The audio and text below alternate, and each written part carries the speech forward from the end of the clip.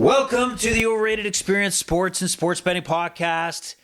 I'm your host, Kyle Blund, and along with Austin from Ajax. Say hello, Austin from Ajax. Hello, thanks for having me. Welcome back to Week 6 of the NFL as we focus this podcast on NFL talk, NFL betting action. A lot of echo. Do you hear a lot of echo on this? I hear a little bit echo. I don't hear much. Oh, that's weird. Sorry, crowd. Sorry, audience. Sorry, people that listen, that the sound quality hopefully will get better as the podcast goes. I think it just did. So, we're into Week 6 already. Does it feel like we have been through 6 weeks? Doesn't it feel like it's gone fast? It definitely feels like it's gone fast. A lot of memorable football, though, a lot of crazy games. Season hasn't exactly shaked out the way that I thought it would, but it's been good. Good. And then obviously this weekend, there's been a lot of sporting action. Before we start talking football or NFL football, huge week for NFL or baseball action, postseason action. So I know that you've been on top of this. Any thoughts so far on how you've done? Have you lost money, gained money? Like, what's it been like for so far in the MLB playoffs? So I actually haven't been betting all that much on baseball. That being said, last week I did a $25 three-leg parlay, and it actually did turn that $25 into $160. So I have felt pretty locked in. I probably should be more on baseball than football, if I had to be honest with myself. But as of right now, I'm all in on the Yankees. I think the Yankees are going to go all the way. And I got a bet on the Dodgers tonight, so we'll see how it goes. All right, so now what we got going on here? It's Sunday morning. We're just finished the Jacksonville, Chicago Bear, London game. We'll talk about that in a little bit, but just continuing on in the weekend action. So we had baseball action. We have it set up going into the ALCS and the NLCS, Mets, Dodgers, Guardians versus Yankees, big matchup. You got to believe MLB wants the Yankees and Dodgers in the World Series. Does that make sense to you? It makes sense to me. And honestly, either of those teams don't get in, that was a huge upset. I'll be shocked, honestly, if either of those teams lose. Yeah, I mean, honestly, I'll be upfront. I'm going to be very upfront. For some reason this year, and I've said this on the podcast so far, baseball lost me. I don't know why. I've always been drawn to baseball for 45 years of my life. Now at 46, that some reason this year is kind of detached from me. I don't know if it's because the Blue Jays went south, but usually the Blue Jays up and down doesn't matter. But I don't know why. That I guess soon as the NFL season started to kick around, preseason, and all the stories with the NFL, kind of lost my interest in what was going on in MLB. Definitely pay attention to what's going on with the Yankees, Dodgers, the big teams right there to see Shohei, obviously Juan Soto, Aaron Judge. So I'm hoping we see that World Series matchup versus Guardians, Mets. Mets are a nice story, but they're not the Yankees, let's be honest. And then we go into college. Honestly, you probably missed out big time. You missed out big time. There's a big college football weekend this weekend.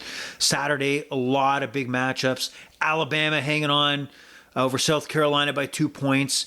Made some good coin. I was kind of down coming into the weekend.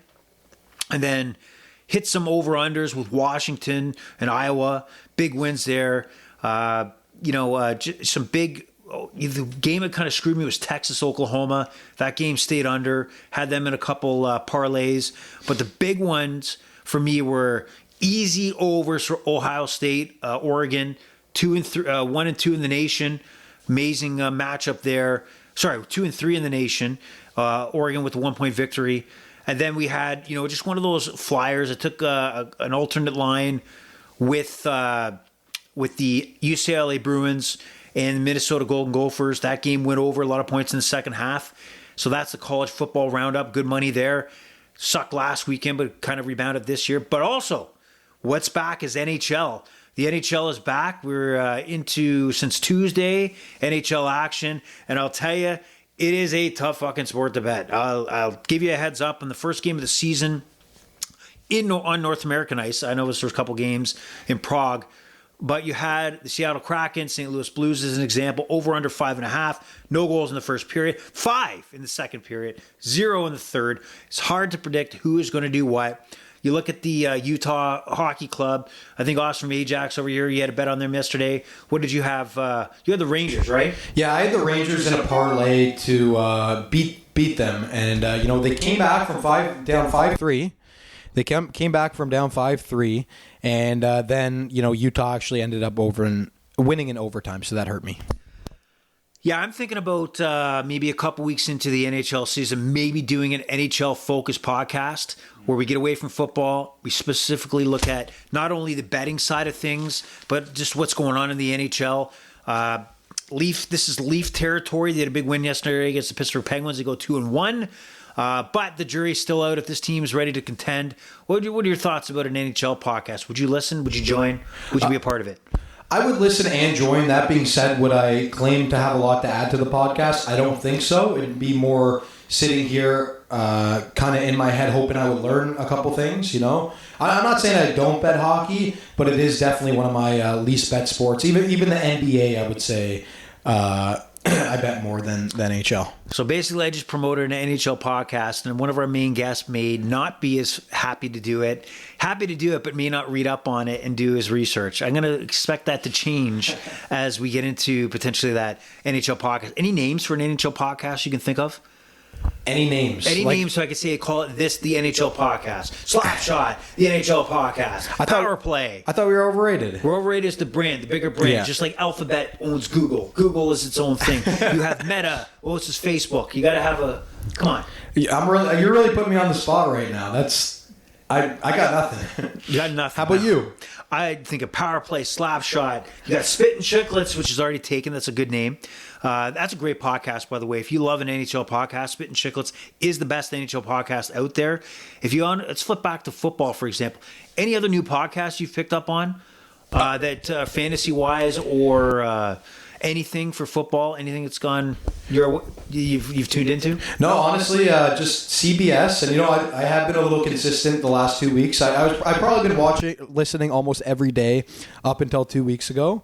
But other than that, honestly, it's that and the Overrated Experience. Those are the two podcasts that I dedicate my time to. Well, the Overrated Experience is the one. And if you want to follow us on X, it's Overrated EXPER2. That's Overrated EXPER2. That's to catch us on X. We're also on Instagram, Overrated Experience, and Facebook, Overrated Experience.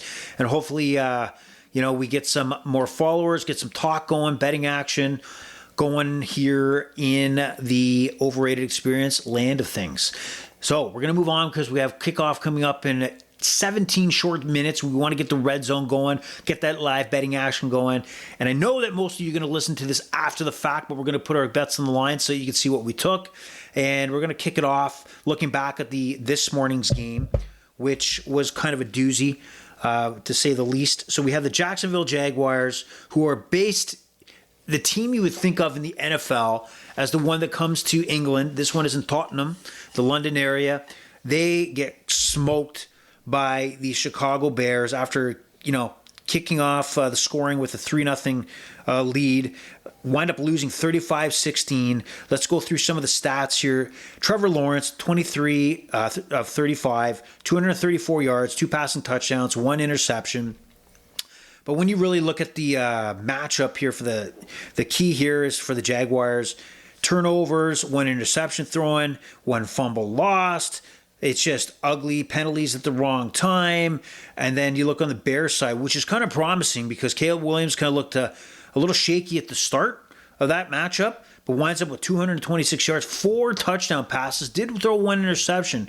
And, he really, Kmet looked good. Cole Kmet, tight end for the Chicago Bears, had 2 touchdown passes. He's really the go-to guy for Caleb Williams. DeAndre Swift had a strong game. He had 91 yards on the ground. He scored a touchdown as well. So the Bears, again, come through. But let's focus on the Jaguars here firstly. This team's in trouble. This team is in a tough spot. And I feel sorry for Doug Peterson because when you watch this game, you look to the Gabe Davis. We'll talk about Gabe Davis. I'm sure you will in a second. But he dropped a touchdown, easy touchdown reception, and that they had to settle for a field goal. Trevor Lawrence looked like he's double clutching all the time, making indecisions. Do I take off out of the pocket? Do I, let one go? And then, Evan Ingram, tight end. He's a good tight end, but he fumbles here. Etienne fumbling. A lot of poor execution from the Jaguars. They're in trouble. They're in big time trouble. What are your thoughts? I just wanted to say, Etienne did fumble, but I'm pretty sure it was recovered by the Jaguars. Same with Tanks, exact same situation. What are my thoughts on the Jaguars? Man, this team is in trouble. What they were doing today was shooting themselves in the foot over and over and over again. Trevor Lawrence didn't look the best, but I wouldn't say he was the reason why they lost this game. They'd have the ball 3rd and 8. Oh, penalty. They're going to get the ball back. Oh, no, holding, pass interference on Jaguars.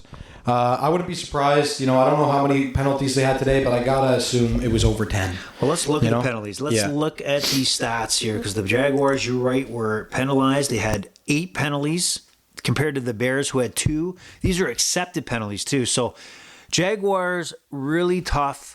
But from a betting standpoint, you tell us about the bet you have on FanDuel and the promotion that you took advantage of. All right, so we're talking about the Gabe Davis touchdown right now?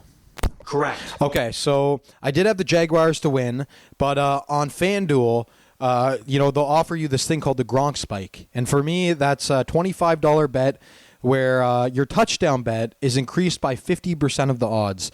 So, Gabe Davis hadn't scored a touchdown all season. But, I honestly, I kind of thought he was due. And so that, the early game, wanted to put it on the early morning game. I said, who do I think's for sure going to get a touchdown today? For some reason in my head, just kept thinking Gabe Davis. So I threw down $25 to make 178. And he actually went out there. Yes, he dropped that key potential touchdown in the first quarter, but he actually ended up scoring 2 more. So I was very happy with that. Tell me about the promotion. What's the promotion all about? Why do you think it's valuable, and why do you look to take it? You know what? It's because... what service is it on? It's on FanDuel, as I mentioned. Like I said, I'll say it again. It's called the Gronk Spike, and it's a 50% odd increase on an anytime touchdown score. I think it's always worth it to place this bet, almost like you want to force it, because it actually puts you in favor over the betting site. So I like that. Yeah, it's only $25, but if you also take a high odd pick like me, I think it has a lot of value. Would you take it? Would you look at it as you have to have a value play? You wouldn't necessarily use that $25 once a day on Justin Jefferson as an example. You would use it on a Gabe Davis, which is plus money. Is that how you look at it? No, not necessarily. I would do it on a Justin Jefferson. I'm pretty sure because I've seen this offer, I want to say every week. And, 1 week I had it on Saquon Barkley at plus money. And, I would say 75% of games, Barkley's probably going to score a touchdown, right? So it's like if you're going to give me plus money on something like that, plus money on something that I think is going to hit 75% of the time, I'm taking that every week. All right, so we got some promotion for the Gronkowski, was it Spike, what's it called? Yeah, it's called the Bet Spike. The Bet Spike, awesome. So we have that. I can tell you, I also went with the Jags, who got smoked, so no win there. I did take an in-play, 36.5 over. That did clear, no problem, which didn't look like it was early on, but thank God I jumped in at the right time with the price was low and got the payout. Did lose on the Caleb Williams passing yards, shy of 7 yards or whatever it was, and that was more due to that the Bears were interested in running the ball, killing the clock, so that kind of sucks, and we're going to have to rely on what happens at 1 o'clock. So speaking of 1 o'clock, what we're going to do, we can talk a little more about each matchup and what you think, but we're going to go with the spread through each game pretty rapidly. We got a lot of teams that are having bye weeks this week, so it's pretty even between the 1 o'clock and the 4 o'clock games. And what we're going to do is we're going to kick it off with the Washington Commanders heading into Baltimore. They are, for the most part, 6.5 point favorites. The Ravens are over the Commanders. If you're looking on Bet365, they're 7-point favorites. Over under 51.5. This is a matchup between Lamar Jackson and Jaden Daniels. Jaden Daniels is the flavor of the NFL right now. He's the hot prospect, number 2 pick overall, has been on fire. But they do take a significant step up to Lamar Jackson, who is, I find, is very hungry right now, very on point, very serious about winning Super Bowls from what you're seeing online. So I'm going to go kick it off here. Probably a shootout, probably a lot of points scored in this game, but I do see that the Ravens do cover, And I think that taking the 6.5 on FanDuel is what I'm going to take on them. And also, if it's a teaser option to bring this down to a half point, if you're doing a 4-team 6-point teaser, I like the Ravens. I think the Jaden Daniels and the Commanders will have a good showing, but they're taking a step up in competition. I think it will show. What do you think? I know we disagree on this one, and yeah, it's a crazy guess.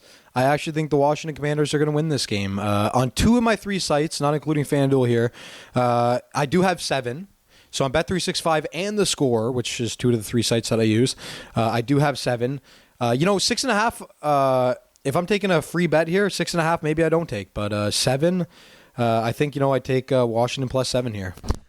Okay, I got you down for 7 on Bet365. All right, so we're going to move on. But would you say that out of the 1 o'clock hour, is this the game of the day, or would you say there's another matchup?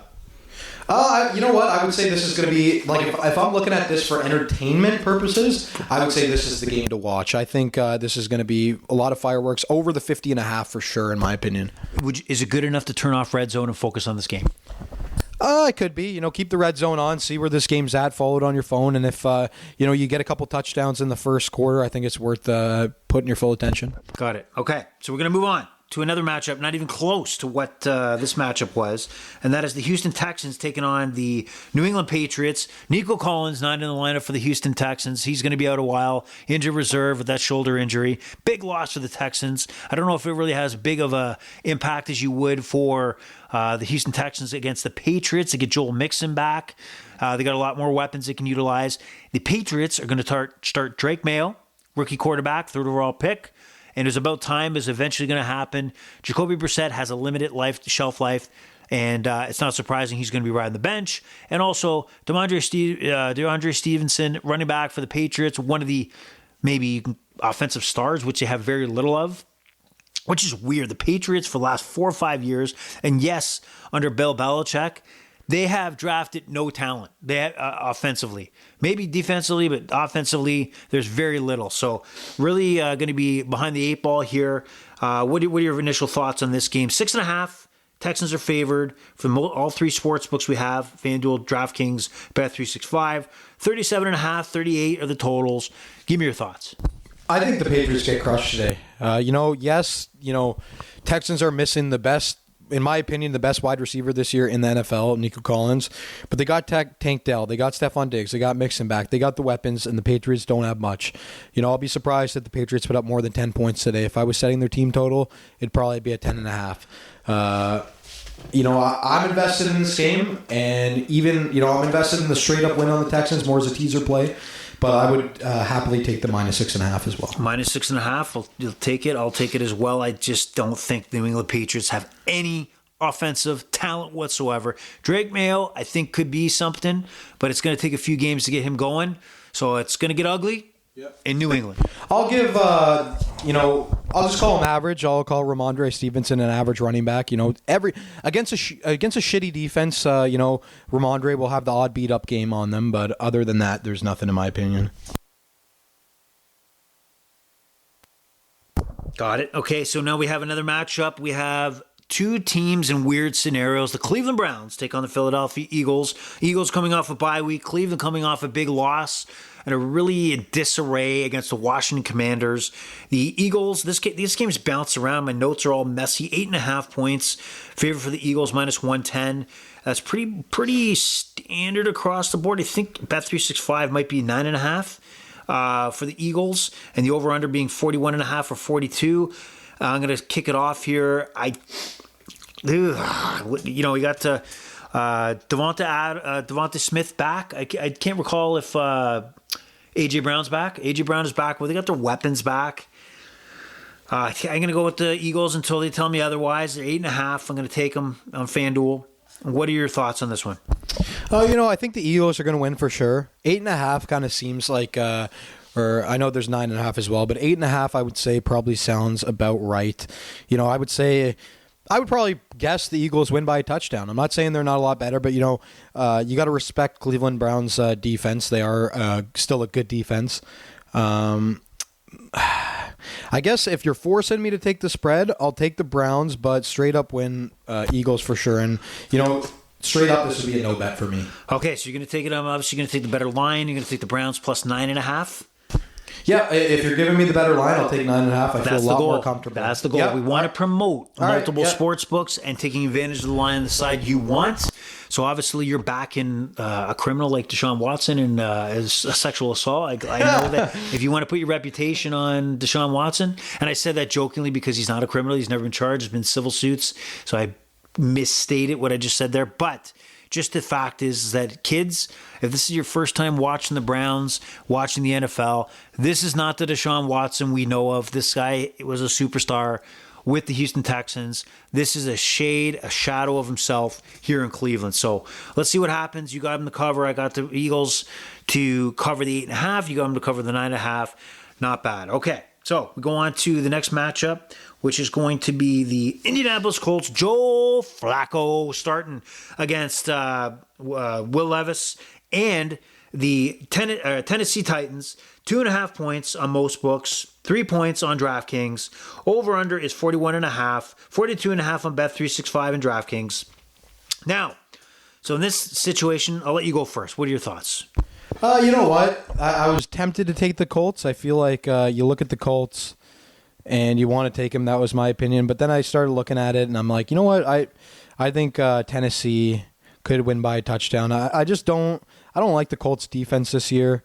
And on top of that, their best offensive weapon in Taylor is out. So I'm riding with the Tennessee Titans at 2.5 here. Negative. All right. So what this tells me with Will Levis getting the start is that the Tennessee Titans are going to commit to see what they have with Will Levis, right?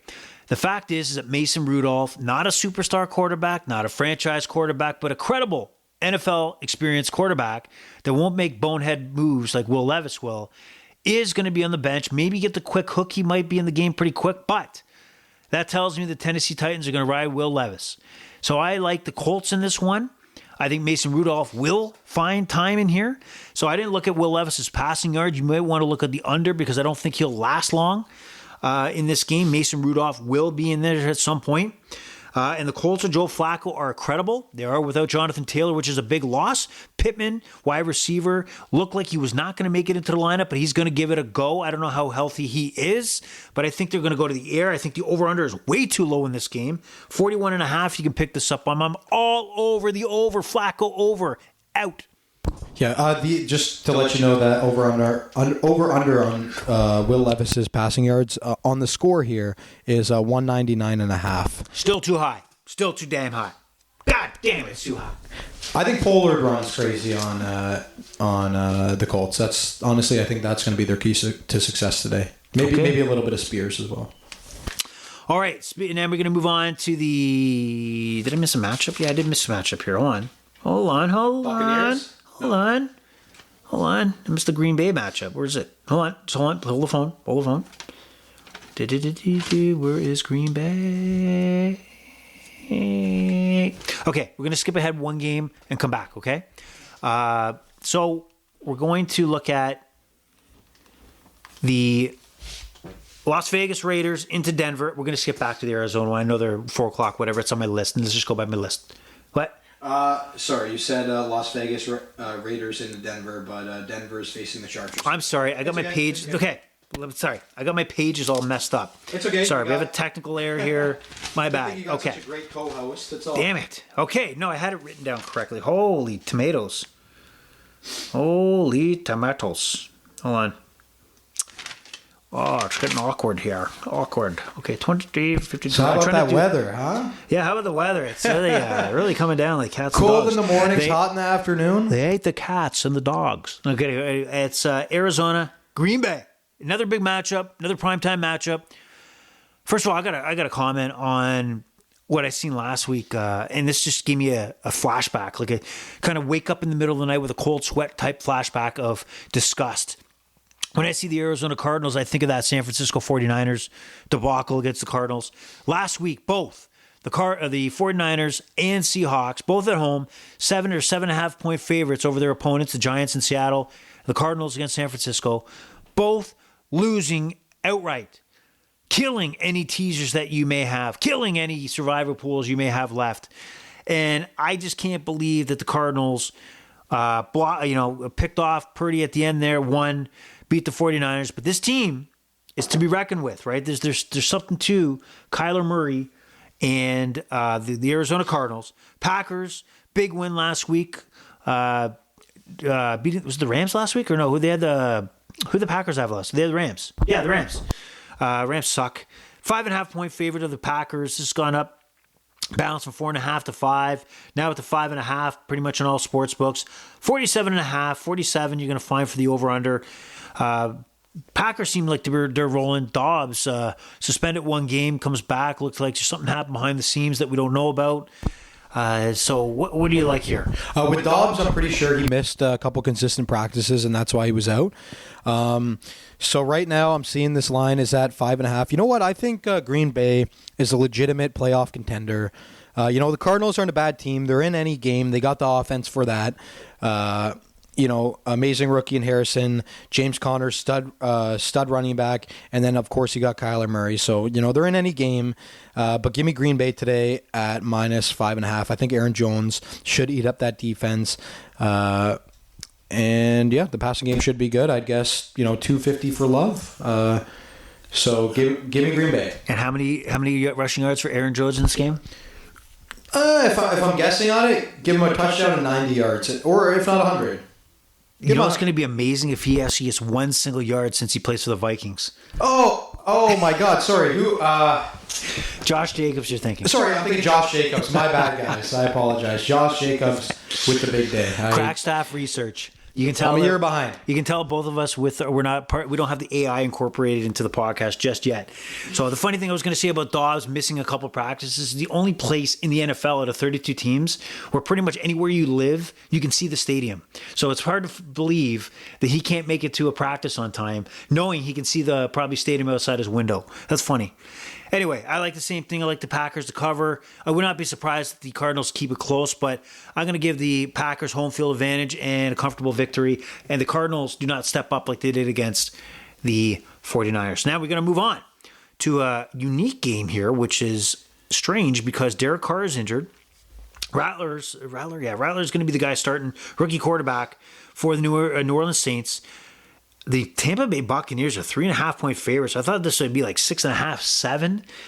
Just very strange. Like, what does New Orleans have to offer? They were holding on by a thread with Derek Carr. What am I missing here? I know White for the Buccaneers running back is out, but 3.5 points. I'm taking the Bucs all day long. Go ahead. Yeah, just like the Texans, I'm pretty heavily invested in the Buccaneers. These two games are easy wins in my opinion. I don't understand that line either. I really don't understand that line.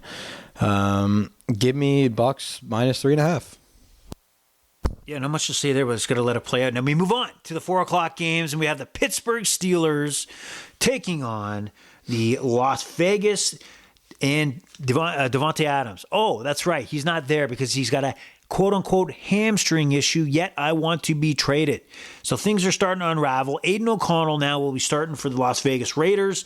Things are going awry for the Vegas Raiders, and I can't believe that they knocked off the Ravens in week 2 to kill a lot of people's survivor pools. Pittsburgh coming off 2 straight losses. Lost to the Cowboys on Sunday night. Justin Fields will get to start. Interesting note here that Russell Wilson will be in uniform, active, backing up Justin Fields. And I think what you're going to see here is you're going to see potentially Russell Wilson get into this game because I think Justin Fields' stock is going down. Going fucking down. Just got to put the fucking in there just because that's what's going to happen. We got the Steelers -3 points. I'm going to get crazy here. I'm going to say the Vegas Raiders for no reason. No logic, no argument, no data, no facts, no reason why I should be taking the Vegas Raiders to cover this. I just think that there's going to be failure, turmoil on the Steelers side. I'm going to take the Vegas Raiders +3 in Vegas. And it's going to be 57% Pittsburgh Steelers fans in Vegas too. So no logic pick you got from this guy right here. You aware Jacoby Myers, who's their number 1 receiver without Devontae, is also out? Shit. I think the Steelers, like you said, they lost 2 games. I think the Steelers are a great team, despite what I said at the beginning in the preseason, that they were going to have a losing record. I don't think that anymore. I think they're the best defense in the NFL, if not the best, top 3 easy. And I think, I think the line should be more than -3. I think it should be -6. So give me -3. I'll take that all day. I think the Raiders are garbage. And, put me down for the Steelers, head-to-head. I can't disagree. I do think they're garbage. And look at the Ravens marching down the field. Look at this. Ravens! That's too loud, I think, for everybody. Anyway, I'm going to make a comment here about the Steelers that, yes, the Steelers defense is maybe 1-1-2 in the NFL. Dominant, difference-making. However, the situation here is that the Vegas Raiders, like every other defense, are going to pick apart a Justin Fields who has a lot of holes in his game. And this is exactly like baseball, where you have a hitter who's on fire for a bit and they find a hole, high fastball, can't get away from the slider. They're going to manipulate it, and he's going to be limited, and the heat's going to be on, and Mike Tomlin may or may not pull the trigger to put Russ Wilson in. What are the odds? Yes or no, does Russell Wilson see a snap today? I like Russell Wilson. I know you hate him, but I don't hate him personally. I just hate his game. I don't think. I don't think that Justin Fields will be picked apart today. I wouldn't be surprised if he threw like 1 interception, but I don't think today's the day. Let's ride, and that's what's going to happen today. Is Russell Wilson will find his way at least late third quarter, going into fourth, because this game will be so tight. The Steelers will not move the ball effectively. You're going to see Russell Wilson in there. Lock it in right now. Crazy. God damn it, lock it in. I don't think so. All right. And we're going to go on to an interesting matchup. The 3-2 Denver Broncos hosting. Oh, crap. The Commanders just not picked them off? Yep. Come on, Lamar. Come on. God damn it. Washington, baby. Let's go. No, let's not go. Anyway, Chargers heading into Denver 2-2 against the 3-2 Denver Broncos. Chargers are still 3.5 favorites on most books, over under 35.5. An over-under in today's professional football. This is like an over-under if they never introduced a forward pass. How is this possible? Anyway, let's see the highlight. Houston, New England. Oh, no. CJ Stroud, up, and good first down. Anyway, let's go quick. LA, Denver, go for it. What do you like? Definitely Denver. Denver. Denver, like the Steelers, I don't necessarily believe in the offense, but having a top 3 defense in the league, I'm not sure if they're top 3, but they're looking fantastic. There's a reason why. I'm pretty sure they won 3 straight. Sorry, if you can confirm that. Okay, well, yes, they have. But regardless, they're 3-2, and I think Denver's the play today. We're going Denver. I'm going Chargers. We're going opposite on that one. The big 4:00 matchup is Detroit in Dallas. Last year, the issue here was the controversy with the eligible linemen. So we're going to see a matchup in there. Lions are -3 favorites, 3.5 on DraftKings. Over unders 52.5. I'm going to say I'm going Detroit. I'm going to take the car. I'm going to take the 3 -3. What do you got? I got Dallas here. What? I'm taking Dallas. Then you'll take Dallas the plus 3.5 on DraftKings. Okay, good job. All right, Atlanta, Carolina. Kirk Cousins coming off a 500-plus passing yard game, and he is back and against the Carolina Panthers and Andy Dalton. Dalton came back down to earth last couple games, was into the Bears last week. 6.5-point favorites on FanDuel, 6 around DraftKings and Bet365. I am going to take the Atlanta Falcons on the road at -6 on DraftKings. What say you? Give me Falcons -6. I think -6. I think they're going to let Kirk throw again. He's going to have over 300 yards, and they're going to easily win this game. Okay, we're going to move on quickly because we want to watch some football, baby. So we have the Cincinnati Bengals and the New York Giants. The Sunday nighter, the Cincinnati Bengals are 3.5-point favorites. They are also, the over-under has dropped to 45.5. So 46 on blah, blah, blah. I can't see the Giants repeating what they did against Seattle. I'm going to take the Bengals 3.5-point favorites. What do you think? They need this win, and I think they crush them. 3.5, that is an easy play. I honestly, before this podcast, I didn't see that line. That's a hammer. All right, Monday nighter. Buffalo Bills are 2.5-point favorites against the Jets. Jets' new coaching staff. Aaron Rodgers being blamed for Robert Saleh's firing, even though he says no, he had nothing to do with it. Are the Jets salvageable? Will they recover their season? And do they start Monday night in Buffalo? I don't think they salvaged the season, but for some reason I do have a feeling they could win this game. But despite what I'm feeling, I'm still probably going to ride. I'm going to take the Buffalo Bills. I don't want to go against Josh Allen. Despite, like I said, that gut feeling. So this would probably be a no bet for me. Give me the Bills -2. Yeah, I'll take the Bills too, -2.5. Yeah, I'll take it. I'll take that too. No, DraftKings has 2, so I'm going to take. We'll take them both. Okay, both. All right, and that is it. Any final comments going into Week 6? I know we're just kicked off action now. We're ready to go. What's going on? Anything else? Nothing else for me. Just I'll say it again. We've been talking about football, but Yankees are going to win the World Series this year, and that's all I have to say. All right. Well, that's all I have to say, and that's all I got to say, too. So the Overrated Experience says it's pleasure's all been yours. The Overrated Experience is over and out. Awesome from Ajax, out. Bye-bye.